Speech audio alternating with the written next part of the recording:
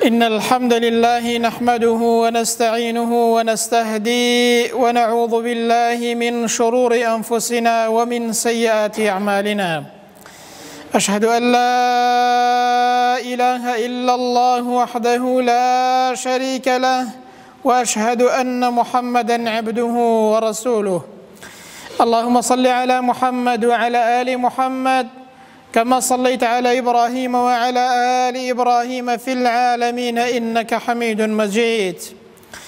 أيها الناس، أوصيكم ونفسي أولا بتقوى الله وطاعته وكثرة مخافته ولزوم أوامره واجتناب عما نهى عنه الله. قال تعالى في كتابه العزيز: يا أيها الذين آمنوا اتقوا الله حق تقاته ولا تموتن إلا وأنتم مسلمون. أما بعد، فإن أصدق الحديث كتاب الله، وخير الهدي هدي محمد صلى الله عليه وسلم، وشر الأمور محدثاتها، وكل محدثة بدعة، وكل بدعة ضلالة، وكل ضلالة في النار. أما بعد، دامزراوي نشاني إيمانا إنسان لو دين إيمان إسلامتي كديكات پێویستە لەسەری هەتاوەکو دەگاتەوە خزمەتی خودای پەروەردگاری خۆی دامەزراو بێ لە دینداریەکەیدا، بەوەی کە ئینسان بەدەستی هێناوە لێی کەم نەکاتەوە بەڵکو لێی زیادکا و لەسەری دامەزراو بێت. ئەوە نیشانەی ئیمانە و نیشانەی سەرفرازی دنیا و قیامەتە بۆ ئینسان. ئیستیقامەت واتە دەستگرتن بە فەرمانەکانی خوای پەروەردگار، بەوەی کە واجبەکان جێبەجێ بکەین و لە قەدەغەکراوەکان دوورکەوینەوە، بەوەی کە دامەزراو بین لەسەر ئەو دینەی کە خوای پەروەردگار ناردوویەتی هەتا وەکو دەگەینەوە خزمەتی خوای پەروەردگار. حەقیقەتی ئیستیقامەت لە دوو شتدا خۆی دەبینێتەوە. یەکەمیان ئەوە کە ئینسان لەسەر ڕێگای ڕاست بڕوات و ڕێگای ڕاست بگرێت، وەکو خوای گەورە دەفەرمێ: وأن هذا صراطي مستقيما فاتبعوه. ئەو ڕێگا ڕاستەیە، شوێنی ئەو ڕێگا ڕاستە بکەوە و لەسەر ئەو ڕێگا ڕاستەی بڕۆ. دووهەمیان بریتیە لە بەردەوام بوون لەسەر ئەو ڕێگا ڕاستە هەتا وەکو ئینسان دەگاتەوە خزمەتی خودای پەروەردگاری خۆی، وەکو خوای گەورە دەفەرمێت: ولا تموتن إلا وأنتم مسلمون. مەمرن تەنها بە مسلمانی نەبێت، واتە بە مسلمانی بژین بۆ ئەوەی بە مسلمانەتی بمرن، کەواتە حەقیقەتی ئیستیقامەت یعنی ڕۆیشتن لەسەر ڕێگای ڕاست و بەردەوام بوون لەسەر ئەو ڕێگا ڕاستە هەتا وەکو ئینسان دەگاتەوە خزمەتی خوای پەروەردگاری خۆی. بۆیە خوای گەورە بە پێغەمبەر دەفەرمێت صلی الله عليه وسلم کە بۆ هەموو ئومەتەکەیەتی و بۆ ئێمەشە: فاستقم كما أمرت. ئەی پێغەمبەر صلی الله عليه وسلم، دامەزراو بە وەکو چۆن فەرمانت پێکراوە لەسەر ئەو دینە و ئەو بەرنامەیە. ومن تاب معك، و هەر کەسێکیش کە لەگەڵتدایە دەگەڕێتەوە بۆ لای خوای پەروەردگار بە ئەویش گوێی لێ بێت، واتە هەموو ئومەتەکەت گوێی لێ بێت کە دەبێت دامەزراو بن لەسەر ئەو دینە و ئیستیقامەتتان هەبێت لەسەر ئەو دینە هەتاوەکو دەگەنەوە خزمەتی خودای پەروەردگار و هەتاوەکو لە ژیاندا دەبن. ابن عباس دەفەرمێ ئەو ئاەتە لەسەر پێغەمبەر صلی الله عليه وسلم زۆر قڕس بوو کە باس لە دامەزراوی و لە ئیستیقامەت دەکات، چونکە بەڕاستی لەسەر ئینسان قورسە کە دامەزراو بێ لەسەر دینداری هەتاوەکو مردن، بەڵام پاداشتی یەکجار گەورەیە، بەڵام نیشانەی ئیمان و ئیسلامەتی تەواوە، بەڵام نیشانەی بەختەوەری و مایەوەی بەختەوەری و عاقبەت خێری دنیا و قیامەتە. ئیمامی عومەر دەفەرمێت ئیستیقامەت واتە دامەزراوی لەسەر ئەمر و نەهیەکان، ئەمرەکان جێبەجێ بکەی و لە قەدەغەکراوەکان ئینسان دوورکەوێتەوە. ئیمامی عوسمان دەفەرمێت ئیستیقامەت واتە ئیخلاسیەتت بۆ خوای پەروەردگار هەبێت، لە دینداریتا شتێکی دیکەی لەگەڵ تێکەڵ نەکەی. ئەنجام حەسەنی بەسڕی دەفەرمێت ئیستیقامەت واتە دامەزراوی لەسەر فەرمانەکانی خوای پەروەردگار، دامەزراو بی لەسەر فەرمانەکان جێبەجێکەی و هەروەها قەدەغەکراوەکانیش واز لێبێنی و لێیان دوورکەویەوە. مجاهد دەفەرمێت استقامت یعنی دامەزراوی لەسەر کەلیمەی شایەتومان هەتا وەکو ئینسان دەگاتەوە خزمەتی خوای پەروەردگاری خۆی لەسەر لا ئیلاهە ئیلا الله دامەزراو بێت، لەسەر ناوەڕۆک و مانا و مەبەستی لا ئیلاهە ئیلا الله دامەزراو بێ تا مردن، ئەوە بریتیە لە ئیستقامەت و خۆڕاگەری. بۆیە ئیبن تەیمە دەفەرمێت گەورەترین ڕێز و کەڕامەت بۆ ئینسان، گەورەترین چاکە بۆ ئینسان بریتیە لە بەردەوام بوون لەسەر ئیستقامەت و دامەزراوی لەسەر دینداری. گەورەترین کەڕامەت بۆ ئینسان بریتیە لەوە کە ئینسان لەو ژیانەدا دامەزراو بێ لەسەر دینداری تاوەکو دەگاتەوە خزمەتی خودای پەروەردگاری خۆی گەورە بمانگەڕێ لەو جۆرە کەسانە. دامەزراوی زۆر بواری هەیە، چەند بوارێک بە کورتی باز دەکەین لە بوارەکانی دامەزراوی. یەکەم، ئینسان دامەزراو بێ لەسەر بیر و باوەڕەکەی، لەسەر عەقیدەیەکی ڕاست، لەسەر دینداریەکی ڕاست. ئینسان لەسەر بیر و باوەڕ و عەقیدەکەی دامەزراو بێ هەتاوەکو دەگاتەوە خزمەتی خوای پەروەردگار. بۆیە ئیمامی ئەحمەد زۆر تووشی ئەزیەت و ئازار بوو، زۆر تووشی ناڕەحەتی بوو لەسەر ئەو عەقیدە و بیر و باوەڕەی کە لەسەری بوو، زۆر تووشی تاقیکردنەوە بوو، بەڵام خۆی ڕاگرت. خوای پەروەردگار لەسەر دەستی ئەو پیاوە سەرکەوتنێکی گەورە بۆ سنەتی پێغەمبەر صلی الله علیه وسلم لەسەر دەستی ئەو پیاوە بەدی هات.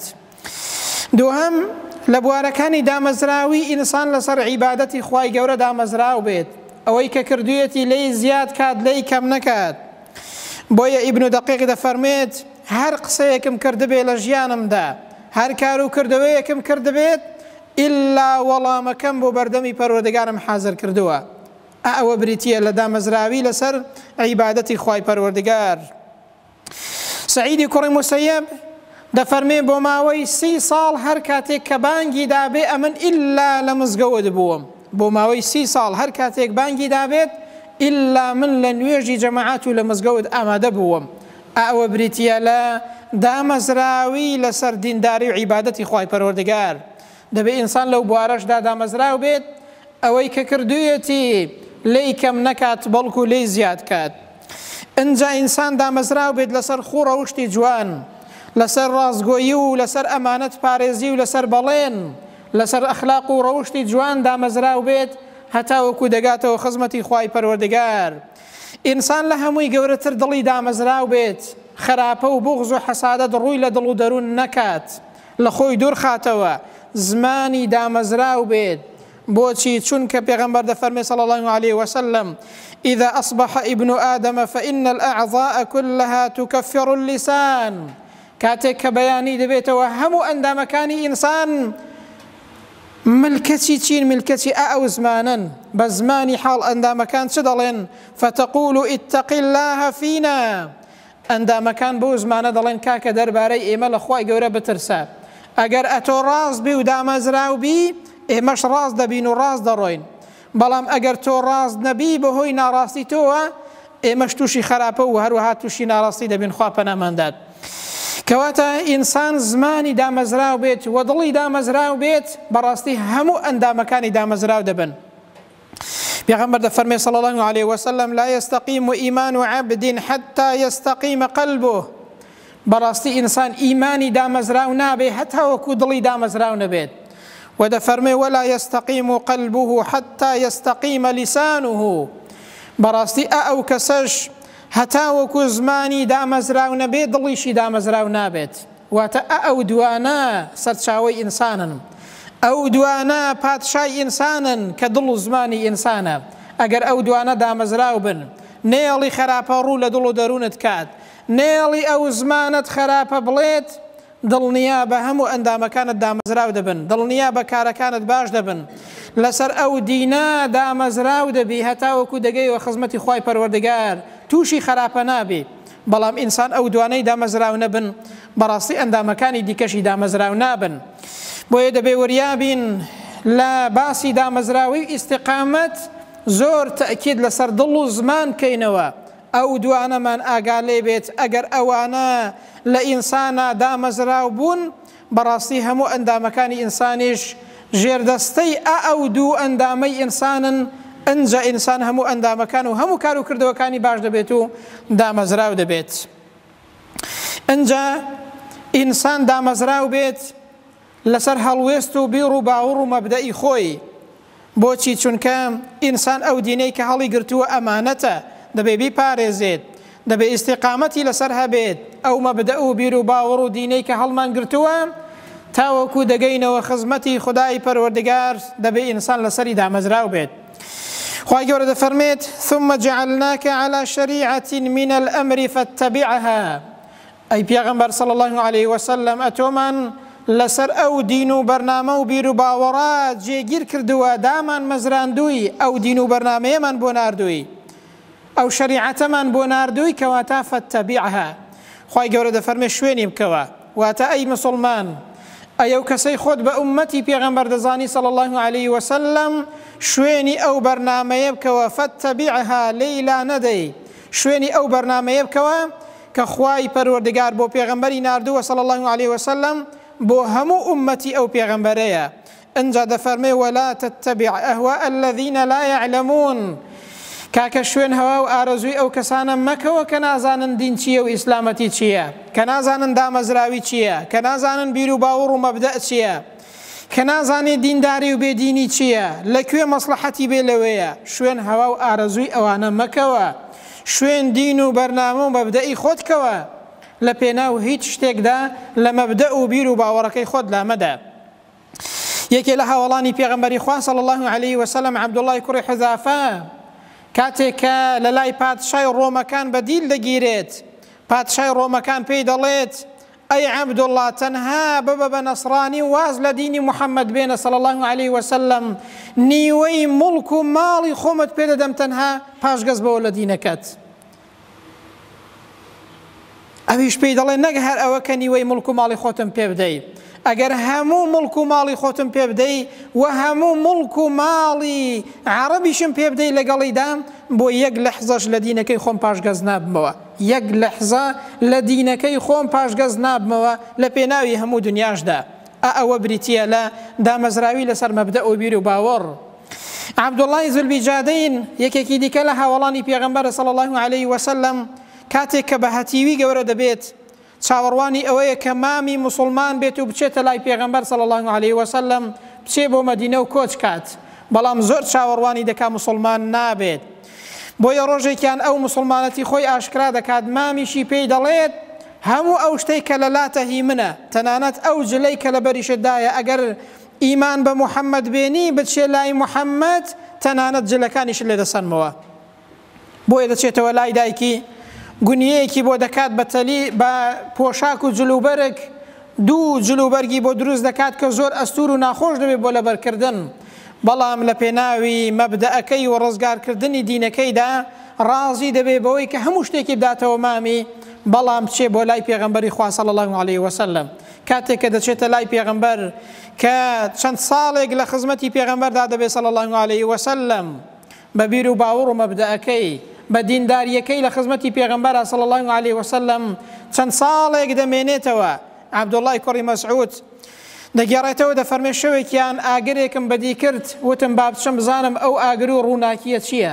دەفەرمێ کە چووم لەوەی پێغەمبەر صلی الله عليه وسلم لەگەڵ ئیمامی ئەبوبەکر و ئیمامی عومەردا، ئەو پیاوەیان دەناشت کە عەبدوڵڵای زولبیجادەینیان پێدەوت وەفاتی کردبوو. دەفەرمێ پێغەمبەر صلی الله عليه وسلم کاتێک کە خستیە ناو گۆڕەکە، فەرمووی: ئەی خوای پەروەردگار، من ئەوڕۆ ئێوارە لێی ڕازی بووم، ئەی خوای گەورە ئەتۆش لێ ڕازی بە. عەبدوڵڵای کوڕی مەسعود دەفەرمێ: خۆزگەم دەخواست کە خاوەنی ئەو گۆڕەیە ئەمن بووامە، ئەو هاوڵە بەڕێزە، ئەو هاوڵە بەڕێزەی پێغەمبەر صلی الله عليه وسلم خۆزگە بەوە دەخوازێت کە ئاوا ئیستیقامەتی هەبوو لە پێناو مەبدەئەکە و بیر و باوەڕەکەیدا. وەختێک کە مرد، پێغەمبەر صلی الله عليه وسلم ئاوا وەصفی دەکات و دوعای بۆ دەکات. ئەوەیە دامەزراوی لەسەر مەبدە و بیر و باوەڕ. ئینسانی مسلمان بیر و باوەڕەکەی، مەبدە و دینەکەی بە هیچ شتێکی دنیایی ناگۆڕێتەوە. وەختێک ئینسان ئاوا دامەزراو بوو، بەڕاستی ئەو کەسانە سەرفرازی دنیا و قیامەت دەبن کە دامەزراون. ئەنجا لە کۆتاییدا دەڵێن بەرهەمی دامەزراوی ئیستیقامەت چییە بۆ ئینسان؟ ئەگەر ئینسان ئاوا دامەزراو بوو لەسەر دینداری، بەرهەمەکەی چییە؟ لە دنیادا بەرهەمی ئیستیقامەت بریتیە لە ڕزق و ڕۆزی و ڕەزامەندی خوای پەروەردگار و وەخۆشی و ناز و نیعمەتی خوای پەروەردگار. خوای گەورە دەفەرمێت وأن لو استقاموا على الطريقة لأسقيناهم ماء غدقا. ئەگەر ئێوە لەسەر دینداریەکەتان دامەزراو بن، لەسەر بیر و باوەڕەکەتان، لەسەر مەبدەئەکەتان، لەسەر دینەکەتان ئێوە دامەزراو بن هەتا وەکو دەگەنەوە خزمەتی خوای گەورە، ئێوە لەسەر ئەو دینە بمێننەوە، خوای گەورە بارانێکی زۆرتان بۆ دەبارێنێت، واتە ماڵ و سامان و بەرەکەتان بەسەردا دەڕێژێت، چونکە باران نیشانەی بەرەکەتی خوای پەروەردگار و نیشانەی ڕزق و ڕۆزیە، کە باران نەما ڕزق و ڕۆزیش نامێنێت. خوای گەورە ڕزق و ڕۆزیمان بۆ دەنێرێت. دووهەم لە بەرهەمی دامەزراوی ئەوەیە کە ئینسان دڵنیا دەکرێتەوە و دڵ ئارامی و سەکینەت و فریشتەی خوای گەورە دادەبەزێ بۆ لای لە سێ کاتی زۆر حەساس و گرنگدا. لە کاتێکدا کە ئینسان لە سەرەمەرگدایە هیچ کەسێک فریای ناکەی و فریشتەکان دێنە لای، ئەنجا لە کاتێکدا کە لە ناو گۆڕە، ئەنجا لە کاتێکدا کە هەڵدەستێتەوە لە ڕۆژی قیامەتە. خوای گەورە دەفەرمێت إن الذين قالوا ربنا الله ثم استقاموا. ئەوانەی کە گوتیان ئەڵڵا پەروەردگارمانە و بەردەوام بوون لەسەر ئەو ڕێگایەی تتنزل عليهم الملائكة. لەو سێ کاتەیە فریشتەی خوای گەورە دادەبەزێتە سەریان، دێت بۆ لایەن، پێیان دەڵێن چی؟ ئەللا تەخافوا ولا تەحزەنوا. کاکە نەترسن و خەمبار مەبە ئەی موسڵمان، لە سایی دامەزراوی و دینەکەتدا ئێستا مەترسید نەبێت، خەمبار نەبی. و فریشتەکان دەڵێن وأبشروا بالجنة التي كنتم توعدون. مژدەتان لێبێ بەچی؟ بەو بەهەشت و ناز و نیعمەتەی کە پەیمانتان پێدراوە. ئالەو سێ کاتەیە ئەو فریشتانە دێن بە فەرمانی خوای پەروەردگار، ئینسان ئاوا دڵنیا دەکەنەوە. چەند خۆشە لە کاتی ناڕەحەتیە کەسێک دەکەوێتە فەریاد، کەسێک بە فریاتەوە دێت، کەسێک بە هاوارتەوە دێت، کەسێک دێ فریاد دەکەوێت و دەست دەگرێت. لەو کاتە ناخۆشی و ناڕەحەتیەدا فریشتەکانی خوای گەورە ئینسانێک کە دامەزراوە ئاوا دڵنیای دەکەنەوە و ئاوا موژدەی پێدەدەن. خوای گەورە بمان گەڕێ لەو جۆرە کەسانە. ئەنجا سێهەم لە بەرهەمی ئیستیقامەت بریتیە لە بەهەشتی خوای پەروەردگار. خوای گەورە دەفەرمێت إن الذين قالوا ربنا الله ثم استقاموا فلا خوف عليهم ولا هم يحزنون. ئەوانەی کە گوتیان ئەڵڵا پەروەردگارمانە بەردەوام بوون لەسەر ئەو ڕێگایە، هیچ مەترسیان نییە، خەم و خەفەت ڕوویان تێناکات.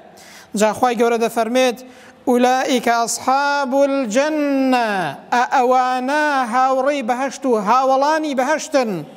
ئەنجا خالدين فيها تا هەتای شتەی دادەمێننەوە جزاء بما كانوا يعملون. ئەوە پاداشتی ئەو کردوانەیە کە کردویانە، ئەوە پاداشتی دامەزراویەکەیانە، ئەوە پاداشتی سووربوونەکەیانە لەسەر دینەکەیان، دامەزراویە لەسەر دینەکەیان. ئەو پاداشتیانە کە لە ڕۆژی قیامەتێدا ئەو کەسانە هاوڕێی بەهەشتن و هاوڵی بەهەشتن. خوای گەورە دایان باتە ناو ناز و نیعمەت و خۆشیەکانی بەهەشت. دوعا دەکەین و دەپاڕینەوە خوایە بۆ خاتری ناوە جۆن و سیفەتە بەرزەکانی خۆت بمان خەیە ناو ناز و نیعمەت و بەهەشتی خۆت. یا ڕەبی خوایە گیان دامەزراومان کەی لەسەر ئەو دینە پیرۆزە. یا ڕەبی خوایە دامەزراومان کەی لەسەر دین و ئاین و عیبادەت و مەبدە و بیر و باوەڕەکەمان. یا ڕەبی خوایە گیان وامان لێ بکەی کە ئەوەی کە کردومانە لی زیادکەین، لی کەم نەکەین، دامەزراو بین و ئیستیقامەتمان هەبێ لەسەری تاوەکو دەگەینەوە خزمەتی تۆ.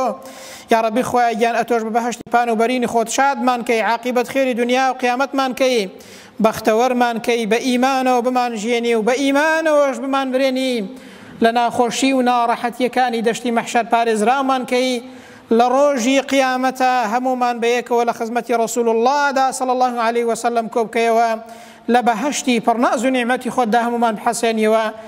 آمين. أقول قولي هذا وأستغفر الله لي ولكم. وبعد أعوذ بالله من الشيطان الرجيم. ربنا آتنا في الدنيا حسنة وفي الآخرة حسنة وقنا عذاب النار. اللهم آمين.